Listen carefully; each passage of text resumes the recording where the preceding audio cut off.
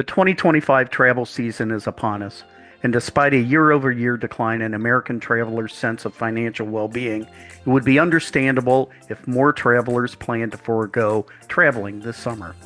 Instead, 53% plan to take leisure vacations, an increase from 48% in 2024, making this year one of the highest traveling summers since the pandemic. I just read a new study from Deloitte that over a recent 2 week period, Americans' vacation plans changed in one big way: the amount of money they plan to spend. The average summer travel budget was set to grow 21% this year, but by early April, this figure has dropped to 13%. For a more in depth take on travel trends and how marketers can better reach travelers, we turn to two breakthrough leaders with extensive experience leading successful digital advertising campaigns for destinations, attractions, and events. Liz Brooks, our Vice President of Client Services, and Nolan Gauvreau, Account Director of Client Services. Liz and Nolan, how can marketers manage successful campaigns with so much in flux this year? Thanks, Jeff. There's certainly a lot in flux, and really, what a DMO needs to be capable of doing is establishing a plan that is efficient and allows them to stay nimble. So there's a lot of data we can look at to really look at that performance in real time. So this gives us an opportunity to establish a digital plan that we can pivot in any given moment based on what's going on in the environment. Yeah, and when things are in flux, I think the DMOs, they feel the squeeze. The economy, maybe their budgets shrink, but expectations don't. You still have to bring in visitors, fill hotel beds. It's all about heads and beds, right? So that's really where smart media planning matters. A well-optimized campaign, make $1 work like $10, right? Yeah, for sure. Nolan, maybe it helps if you and I just talk a little bit about some of those do's and don'ts that are involved here when we're looking at a flexible plan. Yeah, yeah. One of the first things we think about is DMOs. They do represent a lot of different businesses in their communities. So it's very tempting to go all in or hyper target the family, the history buff, the foodie, the nature lover, the business folks, target them differently. But I think the truth is there's a lot of overlap in those audiences. People are not just one thing. So when you slice it too thin, sometimes you end up spending more on creative, you run separate campaigns, maybe you end up competing against yourself in the digital space too. And I just think a lot of times you don't necessarily have to do it like that. No, absolutely, I agree. And I think one of the main things that we want to establish up front are like what are the goals of the campaign? And really taking a step back to define what that DMO is establishing for the year ahead. Kind of defining those business objectives and those KPIs. There's a lot of third-party resources to take a look at direct attribution with digital media. So tracking what is going to mean success for this campaign. So defining those business goals first, I think, is the number one thing that we establish with a DMO.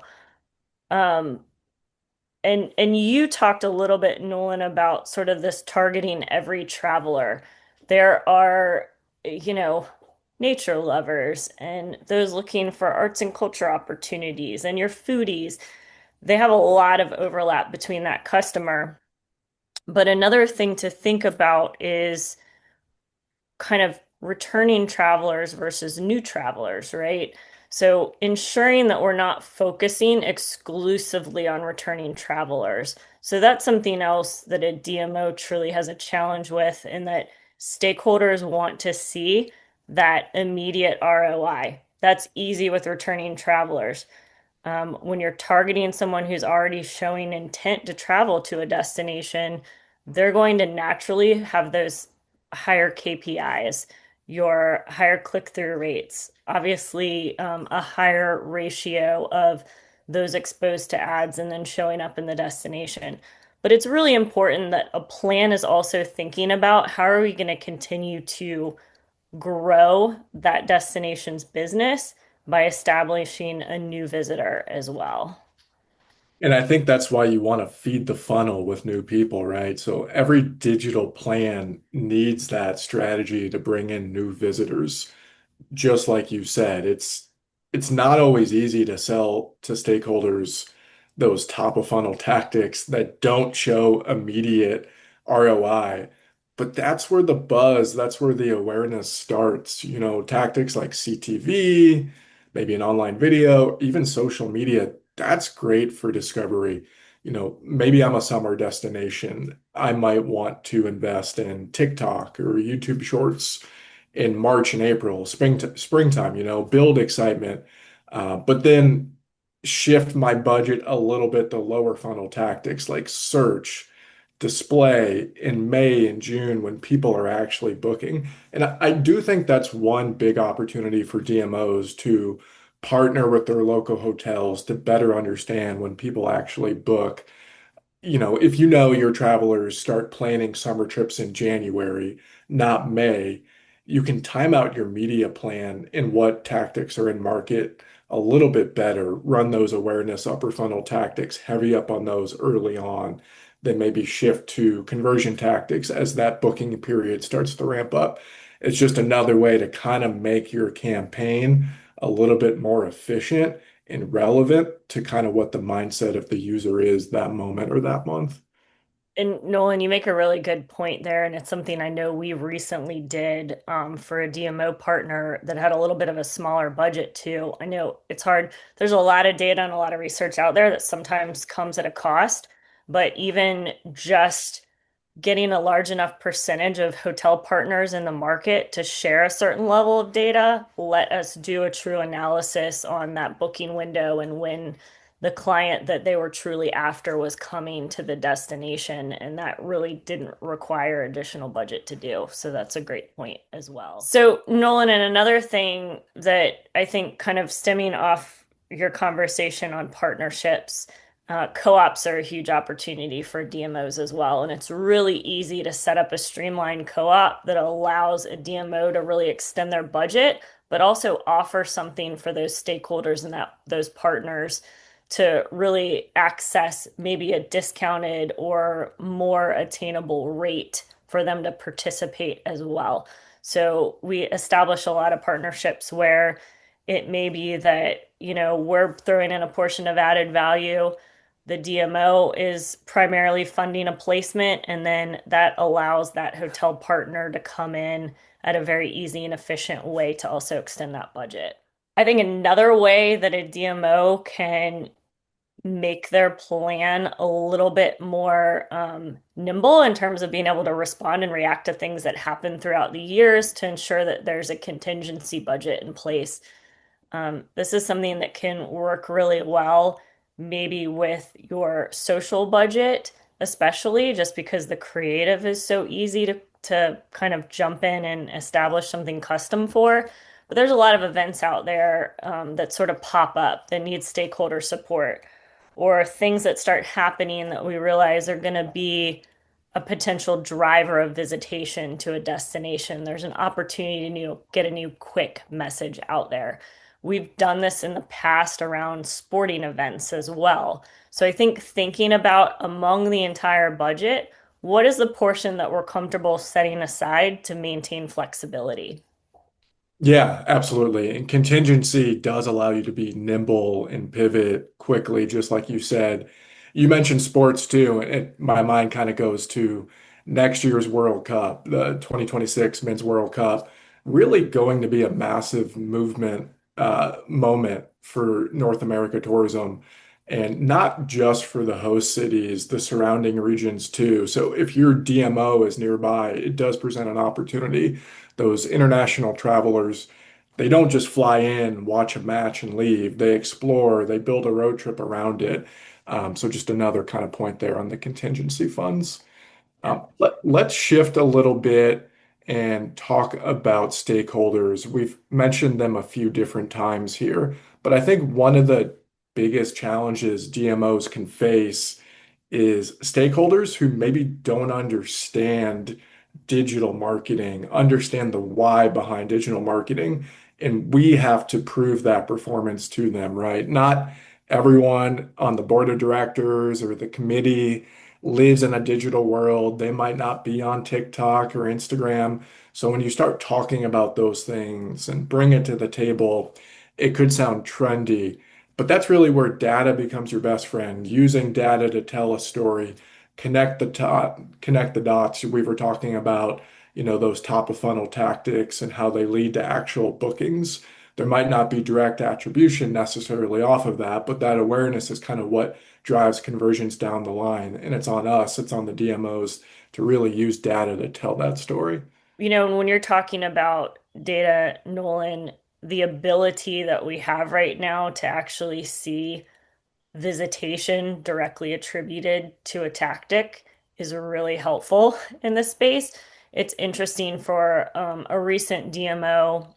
While we typically are going to use those high funnel tactics like CTV and online video to sort of build and drive that interest sort of ahead of peak season, and then maybe go heavier into those lower funnel tactics as we get into that booking window. It was kind of an interesting pivot recently where we saw just how much direct visitation CTV was inspiring. So it's something that we're really taking a look at too with our DMO clients and sort of that use of video to motivate, whether it's online video or YouTube or CTV, that really now we have the capability to say, hey, this tactic is directly driving visitation to the destination. So one of the other trends, like probably worthy of talking about right now, and it is not a new term, and you're probably going to roll your eyes because we've all said it a lot in history, the term bleisure. But truly, when you're looking at an uncertain time of travel, if an individual is sort of questioning what their vacation capability is going to be in the year ahead, more and more we're finding that people are finding opportunities to extend a day or two of that business or work travel to either get a chance to experience a destination that they're excited about or simply to give themselves a little bit of rest amongst a busy, travel work trip. Over half of the US travelers, they say they are adding leisure days to their work trip in the past year. So that is a big opportunity, right? How can DMOs think about that? How can they position their city not just great for business, but leisure, highlight maybe a walkable downtown, maybe a 36-hour itinerary? Because like you said, it's not just a trend. It is, somewhat of a lifestyle shift. And I think destinations that get it right, they can not only win the Tuesday business traveler, but maybe that Saturday explorer at the same time. Yeah, absolutely. And even if you think about the meetings and conventions side of the business, I think it's important that that team within a DMO is sort of thinking about that connection to leisure and that you're looking at a strategy that encompasses what it is the destination has set out to position themselves as. There's going to be situations where your visitor pattern changes. So a lot of destinations are very comfortable with sort of booking window time, who that primary traveler is, what markets they're coming from. But when things shift, we're going to see that pattern shift as well, and we want to be able to react to it. So a good example might be a few situations where drive market may be heavier than fly market based on a certain thing happening in the environment. And we want to be able to adjust the marketing to drive maximum visitation based on those patterns. Liz and Nolan, thanks so much for bringing us up to speed on what's going on with this year's travel season and how advertisers and agencies can adapt and thrive. A couple of things we heard from you in your do's and don'ts. Don't try to target every traveler. Do define your business goals. Don't focus only on returning travelers. Do feed the funnel with new travelers. Don't overlook partnerships and co-ops. Do set aside a contingency fund and use data to tell a story. We're happy you viewed this breakthrough podcast. Let us know if you found it valuable and reach out to have a conversation with Breakthrough about your campaigns and any other opportunity in paid digital media. Check our LinkedIn page and our website blog for podcasts that are available and those that are upcoming. And thanks again. Thanks, Jeff. Thanks, Jeff.